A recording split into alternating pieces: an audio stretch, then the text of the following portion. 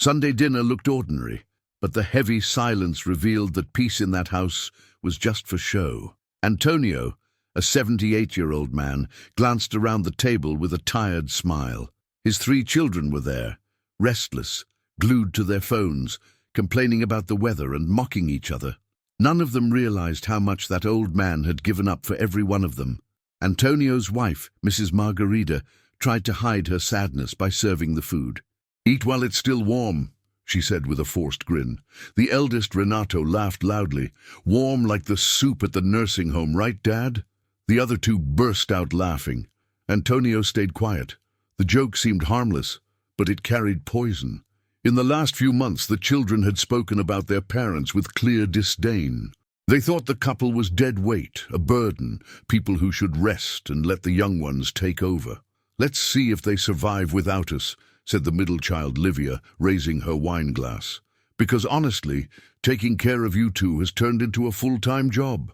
The youngest added sarcastically, "Leave them be. Dad's always been stubborn.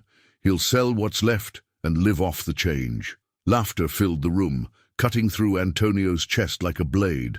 He looked at his wife, who turned away, her eyes wet. That night the old man went to bed without a word. He stayed awake, staring at the ceiling, remembering every day he spent working at the workshop, how he supported the family, paid for schools, bought homes for all of them, and now was treated like a burden.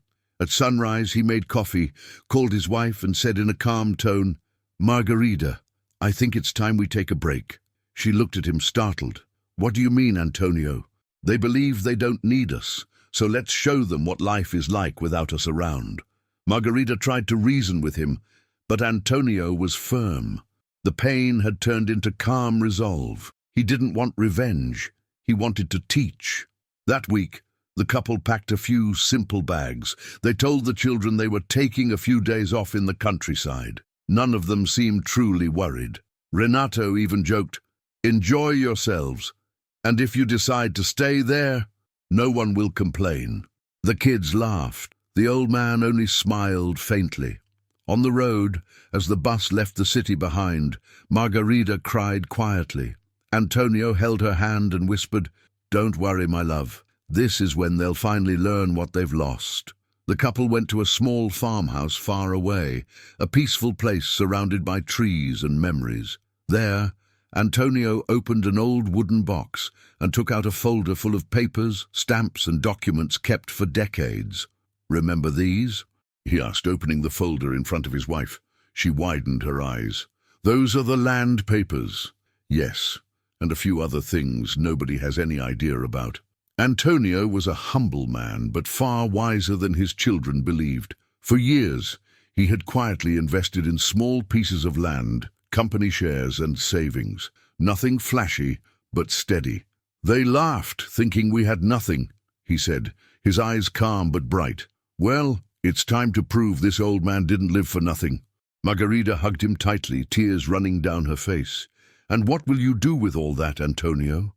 "I'll leave them a gift, but not yet. I want them to first learn what it means to lose, to need, and to value what they have." As the sun set behind the trees, the old man took a deep breath. They said, "Let's see if they survive without us."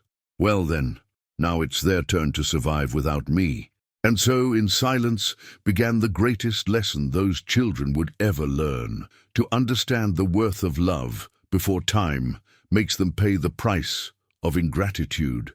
The first few days away from the city were oddly quiet for Antonio and Margarita.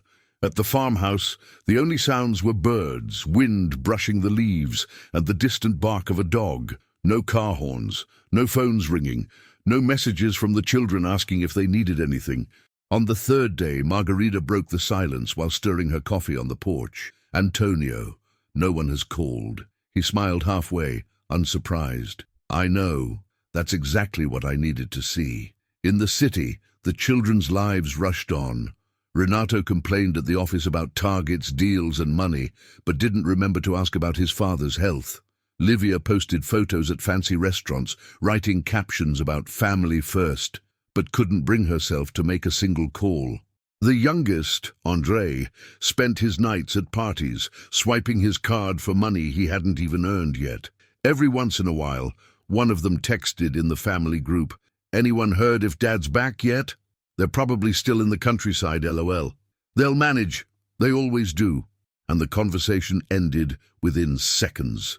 Back at the farmhouse, during that same time, Margarita watched her husband sorting through old boxes, calmly organizing papers. She had seen those documents before, but this was the first time she felt their true weight. "Are you really set on doing this, Antonio?" she asked, watching him label envelopes with names and dates. He sighed deeply. "I am. If I die tomorrow, what will they remember about me? The scoldings, the warnings not to waste money, the times I waited hours just to hear a simple hi? I need to leave something bigger than that." Margarita stepped closer. "You already did, Antonio. You left a lifetime of care." He shook his head gently. "Care without awareness turns into habit, Margarita. They started thinking our presence was guaranteed. Now they'll learn what it means to miss someone." By the end of that week, the couple went to the small neighboring town. Antonio put on a clean shirt, a touch of cologne, and the old wristwatch he only wore on special occasions. He grabbed the folder of documents, now neatly organized, and called out to his wife, "Come on! It's time to visit an old friend." The office was on a quiet street with a simple sign on the door, "Dr. Augusto, attorney." When Antonio walked in, the grey-haired man stood up with a warm smile. "Antonio, it's been ages, my friend." They hugged like men who shared decades of stories. Margarita waited in the lobby while the two entered the room. Once the door closed, the mood changed. Antonio was no longer the quiet old man from the dinner table. Inside that office, he looked like someone else entirely. Steady, clear-minded, and in charge of his own choices. "Augusto, I need to get everything ready," he began. "I don't know how much time I've got left. My body's slowing down, my heart too, and my kids." He paused for a moment, searching for the right words. "My kids forgot who I am." The lawyer nodded, already familiar with part of the story. "You want to make a will, don't you?" Antonio opened the folder and spread the papers across the desk. Lands, houses, stocks, investments, old contracts. Augusto raised his eyebrows, surprised. "You built all this in silence?"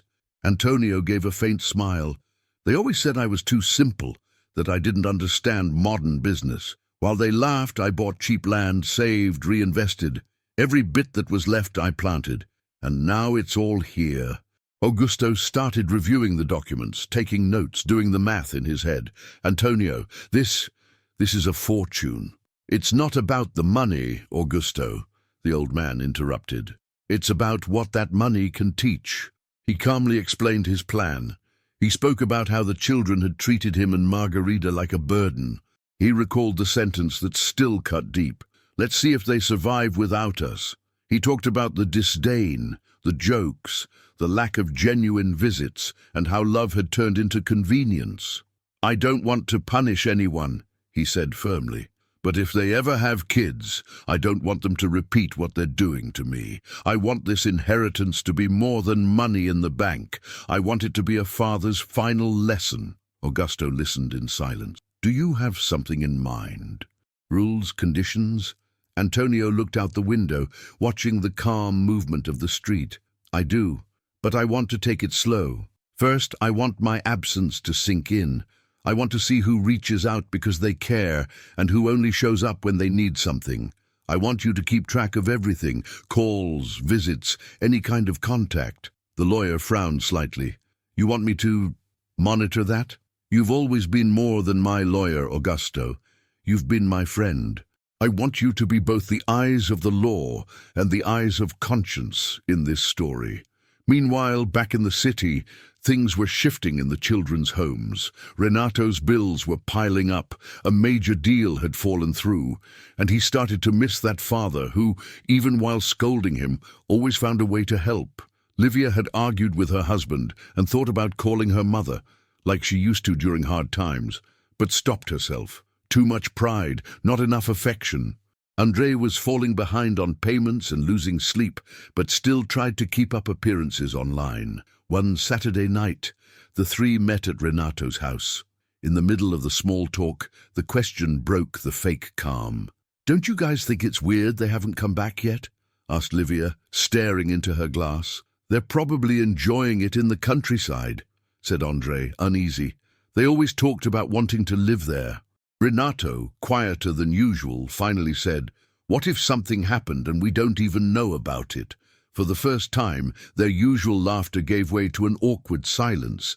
At the farmhouse, at that very moment, Antonio was signing one of the first documents in front of Augusto. "Done," said the lawyer. "From today, your plan officially begins." Antonio put away the pen, took a deep breath and finished. "Then let's see, Augusto." He closed the folder and added, with calm bitterness, "Let's see if they can survive without us, and if they're worthy of what I've kept hidden all these years." From that day on, it was no longer just physical distance. It was the start of a test, one that would measure not their wealth, but their character. And in the end, that test would cost them far more than they ever expected. The following days passed slowly. At the farmhouse, Antonio woke up early, had coffee on the porch, and watched the sunrise through the trees.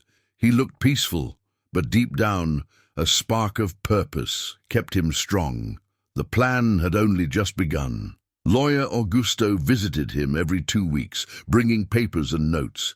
In a notebook, he recorded everything: phone calls, messages from the kids, attempts to reach out, or the lack of them. "Still nothing," said Augusto, opening the notebook in front of Antonio. "None of them has tried to contact you?" Antonio took a slow breath. "I figured. They only see what they can take from us." Margarita watched them both in silence. She felt her heart tighten, yet she knew it had to be done. For years, she had tried to hold the family together, stitching bonds torn apart by her children's selfishness. Now she saw it clearly. Love that isn't returned turns into a burden. One morning, Antonio asked Augusto to prepare a special document. "I want to make it official that the rural properties and investments can only be transferred after a moral evaluation period." "Moral evaluation?" The lawyer frowned.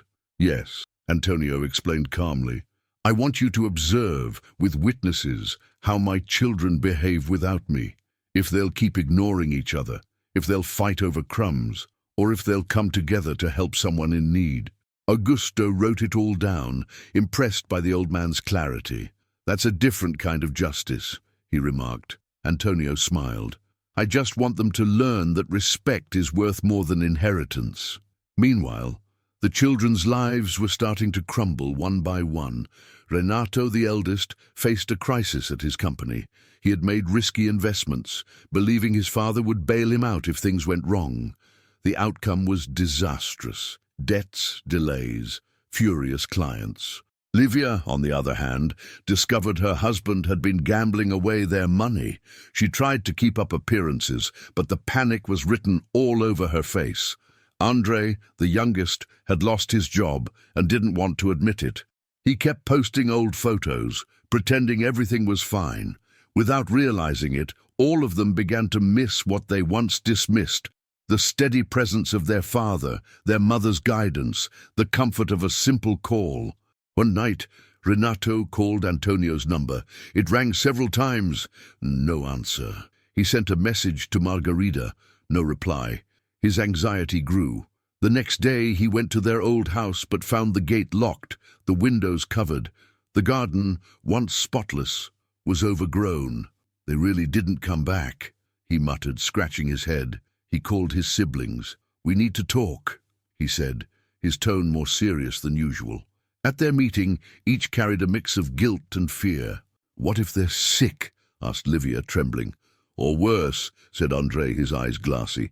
"What if the last time we laughed was the last time ever?" Renato tried to sound composed. "They always managed on their own. Dad never asked for help. Maybe they're just somewhere quiet, tired of us." The room fell silent. None of them dared to say what they were all thinking, that maybe they had gone too far. At the farmhouse, Antonio was quietly watching from afar. He had asked a local friend to keep in touch with Augusto and report any attempt by his children to reach him. One day, the lawyer arrived with news. "I had a visitor. Your eldest son came by the office, asked if I'd heard from you, said he was worried." Antonio stayed quiet for a few seconds. Worried or scared of losing control? Hard to tell, Augusto replied. But he seemed different, less arrogant. The old man exhaled slowly. Then time is doing what my words never could. That same afternoon, he and Margarita went to the small church in the village. They sat in the last pew, silent. "Do you think what we're doing is right?" she asked, eyes filled with tears. Antonio held her hand. "If I had left without doing anything, they'd inherit only regret. Now they'll inherit a lesson." That night, back at the farmhouse, Antonio lit the oil lamp and opened the notebook where he wrote his reflections. At the top of the page, he wrote, "An inheritance isn't what you leave in the bank. It's what you leave in someone's heart." The next morning, he asked Augusto to deliver a mysterious letter to each of his children, without revealing who sent it. Inside every envelope was a single handwritten sentence. "Time collects what pride tries to hide."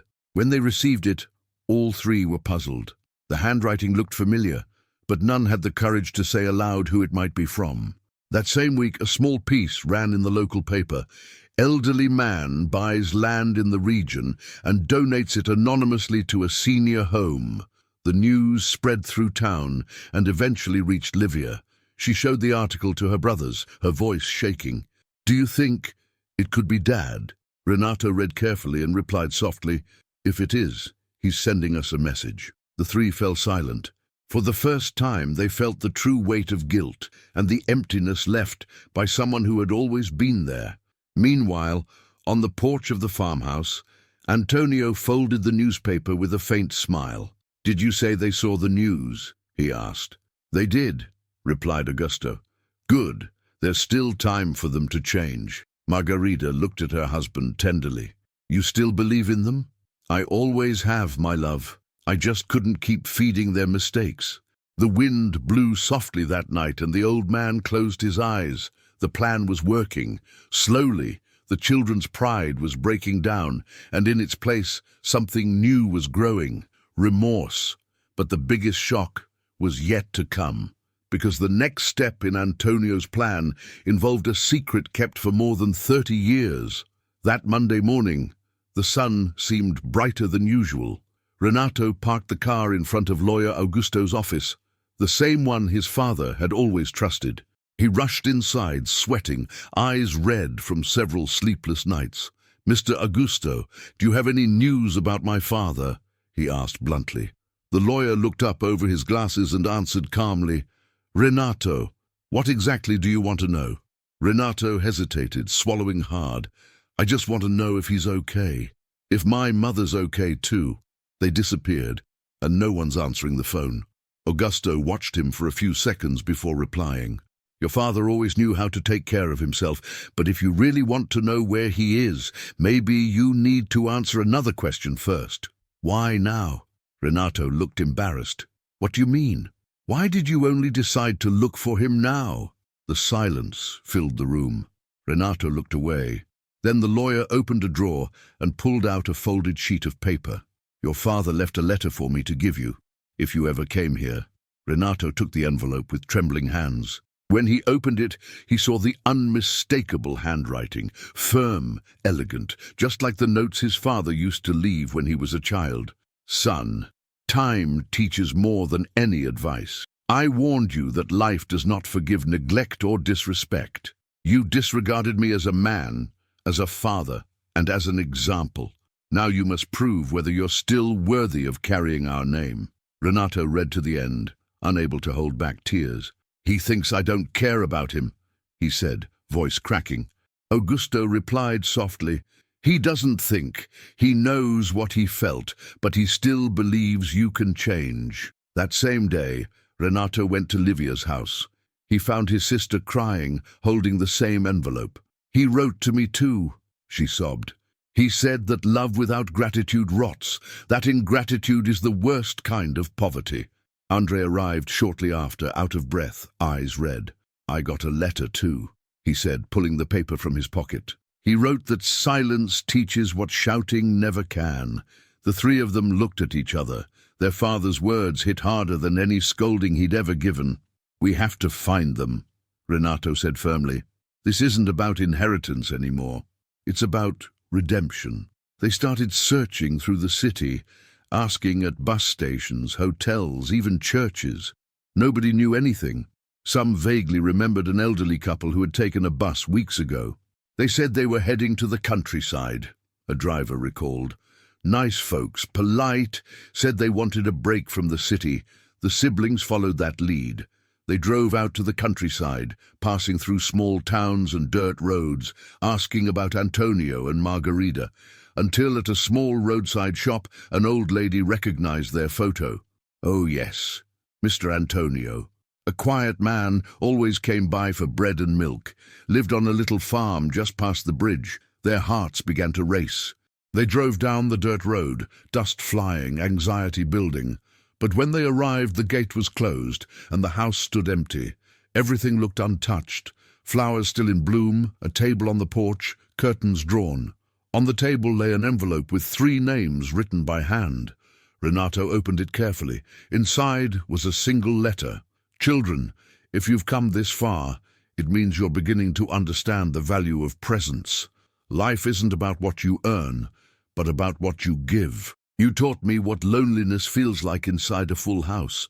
Now, I want to teach you what longing feels like when it has purpose. Go see the lawyer. He has your next clue. Livia covered her face, crying. Is he playing games with us? Andre answered, trying not to cry. No, Livia, he's teaching us what we never wanted to hear. They drove back in silence. On the way, memories surfaced, their father fixing Renato's bike in the yard, hugging his daughter when she cried over heartbreak, driving late at night to pick up the youngest from parties. It was impossible not to feel ashamed. Back at the office, Augusto was already waiting for them. I suppose you found the note, he said, before they could speak. Renato nodded. Yes, and we want the next clue. The lawyer opened a drawer and took out a sealed envelope stamped with the family's old crest. Your father predicted you'd come together. He asked me to give this only if that happened. The 3 exchanged surprised looks. So he still believed we'd unite, Livia said tearfully. Exactly, replied Augusto. And maybe this is where the change begins. Inside the envelope was a copy of a property record and a small golden key. Renato read the paper aloud. Property 27, Boa Esperanza Farm, Santa Aurora District. Santa Aurora, Andre asked. That's far, isn't it? About 3 hours from here, the lawyer replied. He wanted you to go together. The siblings exchanged glances again. None of them hesitated. For the first time in years, they shared the same goal. The next morning, they hit the road at sunrise. The sky was painted orange, and a strange feeling filled the car. When they reached the entrance to the farm, they found an iron gate with the name Boa Esperanza carved in wood. Renato unlocked it with the key. The sound of the latch echoed like the start of something greater. Beyond it, a dirt path led to an old, beautiful house surrounded by trees, with a lake glimmering in the distance. Livia looked around, amazed. My God! Dad always had this. Andre glanced at the papers in his hands. Looks like he did. On the porch, another envelope sat waiting on the table. Inside, only a single line. Now you know the worth of what you ignored. But this still isn't the end. The 3 exchanged uneasy looks, chills running through them. At that moment, they realized their father wasn't just testing them. He was guiding every step, as if writing a life lesson with his own hands. And the next chapter of that lesson would reveal the true secret of his fortune and the price of humility. Boa Esperanza Farm didn't just look beautiful. It carried something majestic and quiet, as if every tree there held a story the children had never been invited to hear. Renato walked to the porch, running his hand along the rough wooden railing. I can't believe Dad had all this and never said a word, he muttered. Livia stepped into the house slowly, as if afraid of waking up old memories. The living room was simple but well kept. Antique furniture, shelves full of books, picture frames with photos of Antonio and Margarita through different stages of life. Not a single picture of their children. She swallowed hard. He built an entire world without us. Andrei walked over to an old desk. On top of it, besides the envelope they had already opened, there was a smaller key and a short note. Some treasures don't fit in safes. Others I had to hide even from my own children. If you want to understand who I was, start in the basement. Basement, Andrei repeated, looking around. Renato noticed a narrow door beside the kitchen, secured with a rusty padlock. The small key fit perfectly. When the lock clicked open, a creak echoed through the house. They slowly went down the wooden stairs, lighting the way with their phone flashlights. The basement smelled of wood, old paper, and stored memories. Down there, shelves were stacked with boxes, folders, and notebooks. In the center stood a table with a thick binder and an open notebook, Antonio's firm handwriting filling the first pages. Renato read aloud. I started with an empty plot of land, bought with years of hard work at the shop. While my co-workers joked that I was foolish for not buying a new car, I planted my money in the ground. The land never humiliated me, never turned its back on me. It simply grew, quietly. Livia turned the pages slowly, her fingers brushing the edges. Their father had written everything down, dates, amounts, deals, choices no one had ever known about. When you were born, I promised there would always be food on the table. So I worked double shifts, took weekend jobs, sold my vacations, and stayed quiet when they called me a stubborn old man. While they called me outdated, I bought bricks, I bought weeds, I bought what no one wanted. Today, that nothing is worth more than you could imagine. The words hit deep. It wasn't just about money. It was about everything they had never cared to ask. Andrei, eyes full of tears, found another box filled with labeled envelopes. Bank, properties, stocks, leases. He opened one and froze. Guys, this is a lot of money. Inside were dividend statements, rental contracts, old receipts. The old stubbornness they used to mock had a real name: planning. Renato sat down, rubbing his face with both hands. We spent our whole lives treating him like some poor fool, Livia added softly, and that fool turned out richer than all of us together. But it wasn't the wealth that hurt. It was finding it out like this.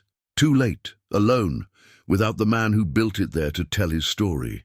At the back of the room, Andrei noticed a different box, darker wood, locked again. The same little key worked once more. When he opened it, he didn't expect what he saw. Old newspaper clippings, photos of unfamiliar people, and letters of gratitude for donations and help. One headline stood out: Anonymous businessman prevents closure of senior shelter. Another read, Mystery donor funds treatment for sick child in nearby town. Livia covered her mouth. No, it can't be. Behind each clipping, a small note written in Antonio's handwriting. If one day my children want to know who I was, they should start here. Before judging what I earned, understand what I gave back to the world. Renato leaned back in the chair, overcome with pride and shame. Our father. He couldn't finish. It felt as if, down in that basement, they had discovered not only the source of his fortune, but also the true heart of the man they once treated as a burden. Among the papers, there was still an envelope with each of their names. Renato took his. Inside, a handwritten note read, Renato, you always wanted to be the man of the family, but you forgot that being a man isn't about giving orders. It's about providing, protecting, caring, and above all, listening. I spent my whole life showing you that through my example. You chose to laugh at the calluses on my hands instead. But there's still time to become the man I hoped you would be.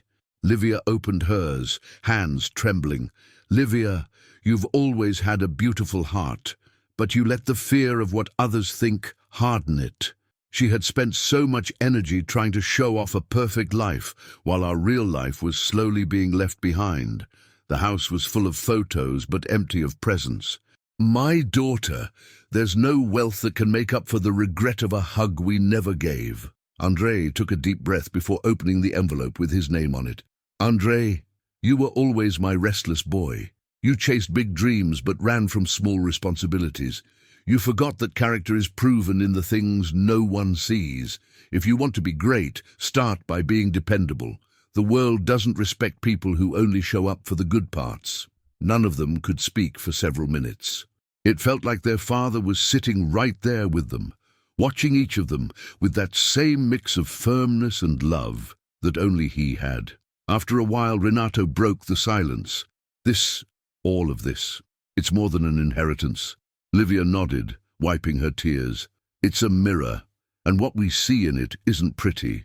Andre looked around, and still, he believed we could change. Otherwise, he wouldn't have left clues or built this whole path for us to follow.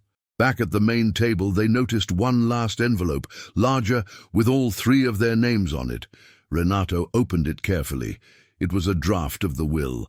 I declare that all my possessions, properties, and investments shall belong to my children, as long as they prove through their actions that respect comes before money, humility comes before power, and family comes before inheritance.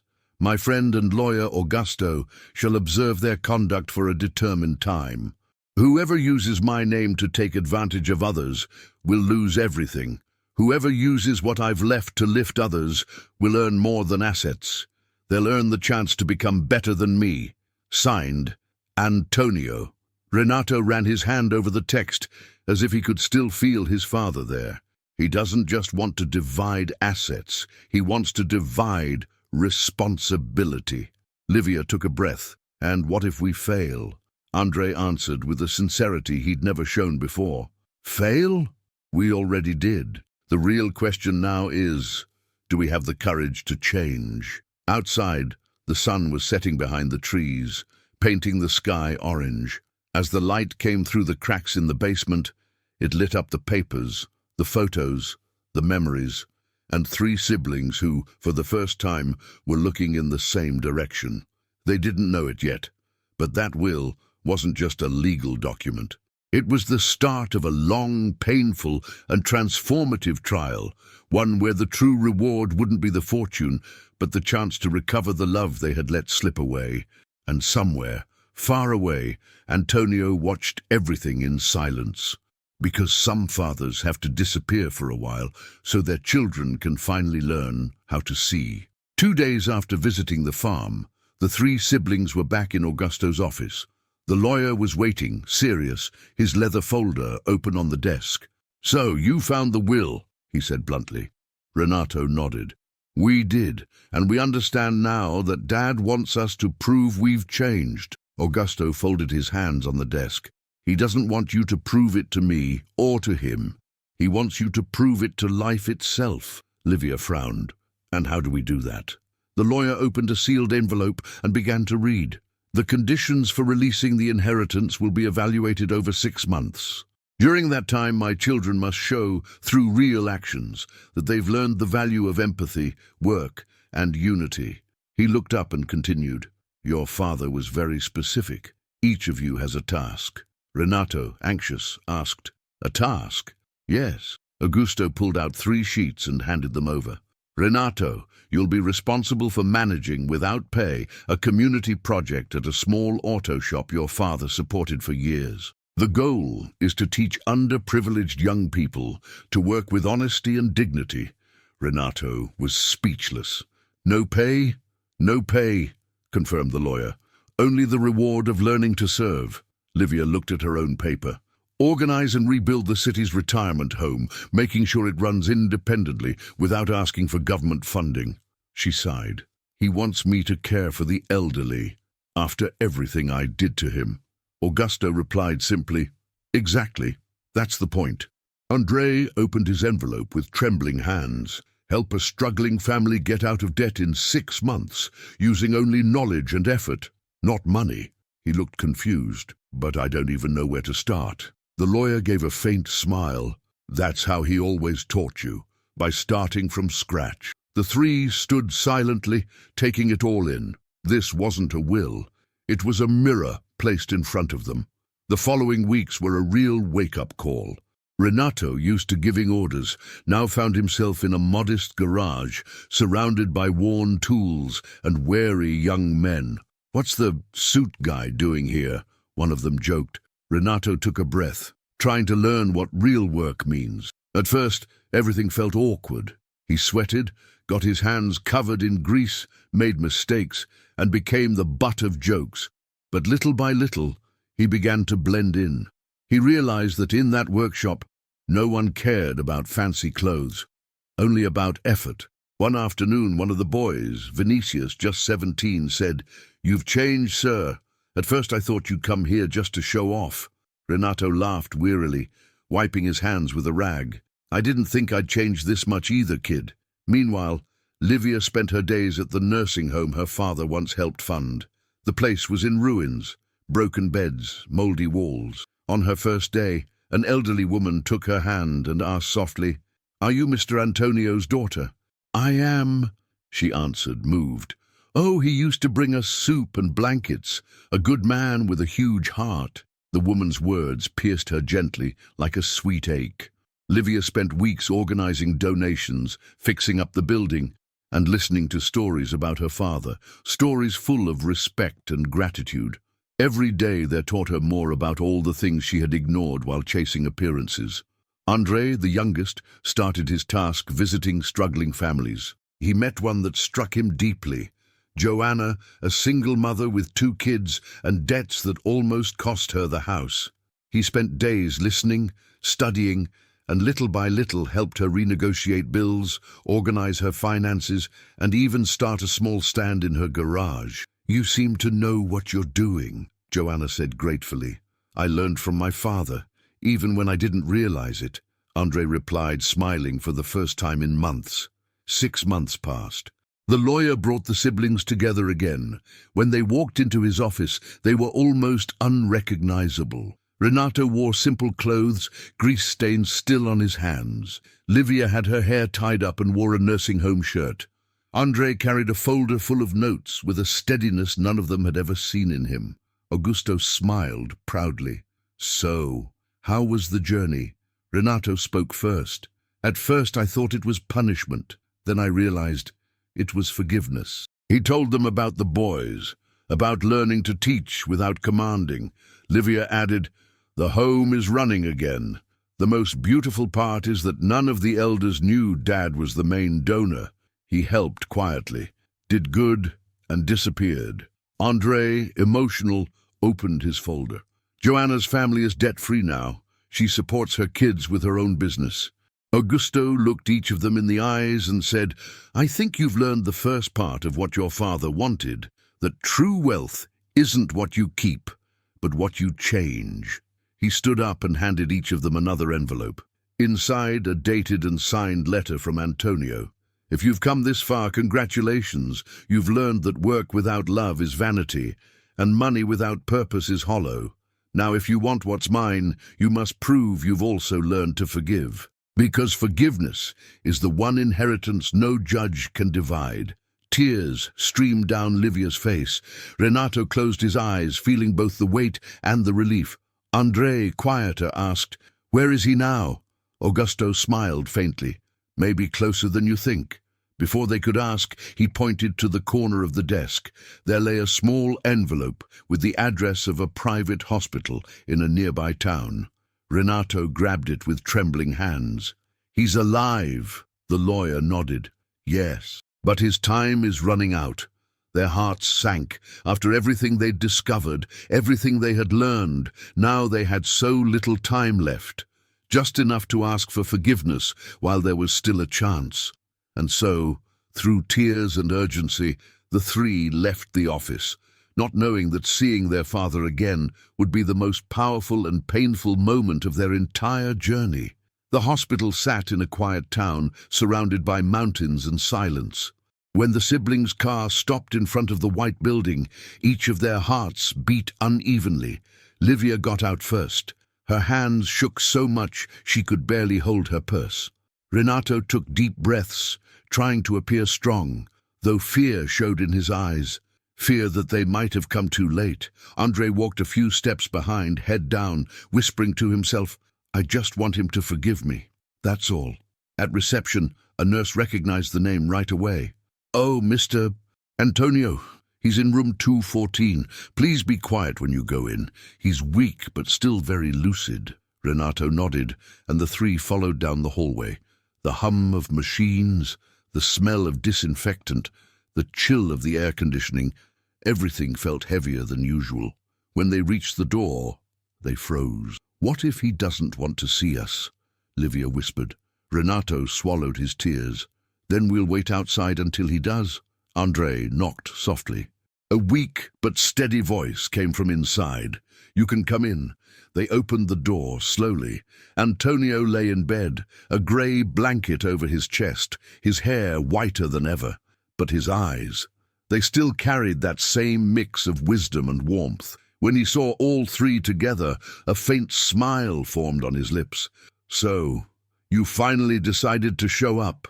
No one could speak. Livia ran to the bed and took her father's hand. "We took too long, Dad. Please forgive me." Antonio brushed her hair gently. "You took exactly the time you needed. Sometimes you have to get lost to find your way back." Renato stepped closer, tears streaming down his face. I was a fool. I judged you. I disrespected you. And I thought I was right." The old man smiled weakly. "Pride is always the last one to realize it's wrong, my son." "But you came," Antonio said softly. "That's already half of forgiveness." Andre stood still, frozen, until his father motioned him closer with a gentle hand. "Come here, son. Still running from what you feel?" Andre stepped forward, fighting back tears. "I thought I knew how to live on my own, Dad, but without you, nothing made sense." "Now you know what longing feels like," Antonio replied, his eyes full of meaning. "And only those who know longing understand the value of presence." The room went quiet for a few seconds. Outside, the wind brushed against the windows. Inside, three children rediscovered what the word family truly meant. Antonio gestured for them to sit. "I've seen what you've done. Augusto told me everything. The workshop, the nursing home, Joanna's family. You finally understand what real wealth is." Livia wiped her tears. "We only understood it after losing you, Dad." "I was never lost," he said softly. "I just wanted to see if you could recognize what's always been right in front of you." He pointed to a small drawer beside the bed. "Inside, there are 3 envelopes, each with your name." Renato opened the drawer and handed one to each sibling. Inside, each found a note written in Antonio's strong, steady handwriting. "Renato, now you know that to lead is to serve. The workshop is yours. Keep teaching, but never stop learning. Livia, the nursing home is your calling. Turn vanity into compassion. Do what I did, but do it better. Andre, your courage can save lives. Turn your mistakes into lessons. Help others organize their lives before they lose everything, like you almost did." Antonio took a deep breath. "That's the practical part of your inheritance, but something greater is coming." They exchanged puzzled looks. The old man smiled faintly. "I left one last document with Augusto. It's the final will. You'll only know what it says once I'm gone." Livia stood up, desperate. "Don't say that, Dad. You'll get out of here. You'll see the home finished. He stopped her with a calm gesture. "No, my dear. We all have our time. Mine was to teach. Yours now is to continue." Renato held his father's hand tightly. "We don't deserve any of this, Dad." "Yes, you do, because you finally understood. It's not about deserving, it's about repenting. Those who truly repent are reborn." Antonio's eyes began to close. The doctor entered, checked the monitors, and quietly left, respecting the moment. Antonio drew one last breath, looked at his children and whispered, "Promise me you'll never measure love by money again." "We promise, Dad," they said together. He smiled, tears shining in his eyes. "Then I can rest in peace." And with one final, peaceful breath, the old man closed his eyes. The room fell silent. No sound, no movement. Renato pressed his forehead against his father's hand, sobbing like a child. Livia knelt beside the bed, clutching the sheet. Andre leaned against the wall, crying quietly. Minutes, or maybe hours, passed before their pain began to turn into gratitude. A week later, the three returned to Augusto's office. The lawyer, solemn, handed them the final will. "Your father asked me to read this with you, and only when each of your hearts had truly changed. I think that day has come." He opened the document and began to read aloud. "To those hearing this now, I leave what I built with sweat, but above all with love. My inheritance is great, but my purpose is simple. May it unite what life once divided. To each child I leave a share of my assets, but the largest portion will go to the project we created together, the Boa Esperança Foundation, to teach that the value of life lies not in accumulation, but in transformation." Livia gasped, covering her mouth. "The Boa Esperança Foundation, that's the name of the farm." Augusto smiled. "Exactly." He turned his own story into a legacy. The lawyer continued reading. "May the foundation teach what not all families learn, that time is the real treasure, that respect is the most valuable currency, and that love, once planted, continues to bloom even after death." Renato wept openly. Andre looked at his siblings and said, his voice steady, "We're not going to let this legacy die." Livia held their hands tightly. "Dad wanted us to learn how to be a family again, and now, finally, we are." Months later, the Boa Esperança Foundation opened its doors. Young people learned mechanics, the elderly had a dignified home, and struggling families received financial guidance. At the entrance, a plaque read, "In memory of Antonio Silva, the man who believed that love is still the most valuable inheritance." And there, among laughter, work and tears, the name of old Antonio was never forgotten, because he hadn't left behind just money, he had left purpose, and in every smile born in that place, a part of his wisdom still lived on, proving that some inheritances aren't counted in money, but in hearts transformed. Time went by, but Antonio's presence remained alive in every corner of the Boa Esperança Foundation. It was as if the old man still walked through the halls, quietly watching the young men in the workshop, the elders smiling in the courtyard, and the families sharing hope in the counseling rooms. Everything he once dreamed of now existed, and what was once guilt had turned into pride and purpose. Renato, Livia, and Andre returned to the farm, now the foundation's headquarters. They planted 3 ipe trees, one yellow, one purple, and one white, in front of the house where their father used to sit and watch the sunset. Each tree represented one of them, growing side by side, different, yet bound by the same roots. Renato now oversaw the foundation's workshop. The man who once measured his worth by status now smiled with his hands covered in grease, teaching teenagers who had never known what a father figure felt like. One day, a boy asked, "Mr. Renato, don't you miss being rich?" He smiled, looking up at the sky. "I was only rich in money. Now I'm rich in purpose." Livia turned the nursing home into a vibrant community center. The once cold and silent halls now echoed with laughter, flowers, and soft music. She cared for every elder as if she were caring for her own father. One afternoon, an old lady held her hand and said, "You have your father's eyes. He always helped without expecting anything back." Livia smiled, eyes glistening. "He taught me that helping isn't an act. It's a way of living." Andre, the youngest, dedicated himself to the Foundation's financial education program. He began teaching young people and struggling adults how to rebuild their lives, showing that freedom begins with responsibility. During a talk, he shared his story. "I spent years thinking freedom meant doing whatever I wanted. But real freedom is being able to sleep peacefully, knowing I owe nothing to anyone, not money, not forgiveness." Months later, the foundation received a special invitation. The city wanted to honor Antonio's legacy with a public ceremony. In the auditorium, hundreds of people gathered, students, elders, families, and old friends of the man who had changed so many lives. Renato stepped onto the stage, gripping the microphone with trembling hands. "For a long time, I thought my father was just a stubborn man stuck in the past, but now I see he was ahead of his time. He believed in something most people have forgotten. That true success isn't what you collect, it's what you leave in the hearts of others. The crowd applauded. Livia took the microphone next. My father never needed to say, "I love you," to prove how he felt.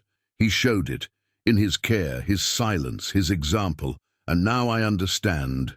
Love doesn't need a stage, it needs presence. Andre was the last to speak. If I could say one thing to him now, I'd say, "Dad, you won." He paused, scanning the audience. "You won not because you left us a fortune, but because you turned 3 lost children into people who learned to love again." The auditorium fell silent for a few seconds before erupting into long, heartfelt applause. That night, the 3 returned to the farm and sat together on the porch. The wind blew softly, carrying the scent of flowers and memories. Livia looked up at the starry sky and said, "You know what's funny?" "What?" Andre asked. "I feel Dad here, like he's still sitting in that old chair, watching us and smiling." Renato smiled gently. "He is. The difference is, now we finally learned how to see him."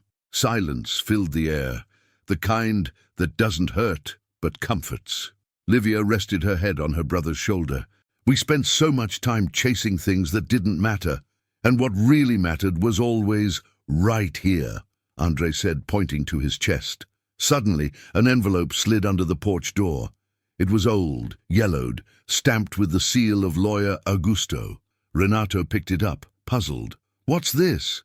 Inside was one final letter, written months before Antonio's death. "My children, if you're reading this, it means you've learned that the most valuable inheritance doesn't fit inside safes. Life is a cycle. What you learn from me, you'll someday teach others. The money I left will one day run out, but love, when well used, multiplies forever. When you plant the trees, remember, they are not just roots in the ground, they are roots of forgiveness. Grow together, even when the wind tries to pull your branches apart. And never let the foundation die, because it is the reflection of who we are, living hope." The letter ended with a simple line, one they would never forget. "You once said, 'Let's see if they can survive without us.' Now I see, it was you who survived, because you finally learned to live for what truly matters." Renato folded the letter carefully and tucked it against his chest. Livia wept silently. Andre just stared at the horizon.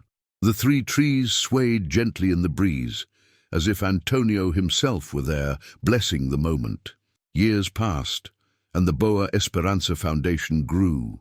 Other cities asked for branches, and the name Antonio Silva became synonymous with generosity. On the main wall of the headquarters, a large phrase greeted everyone who entered.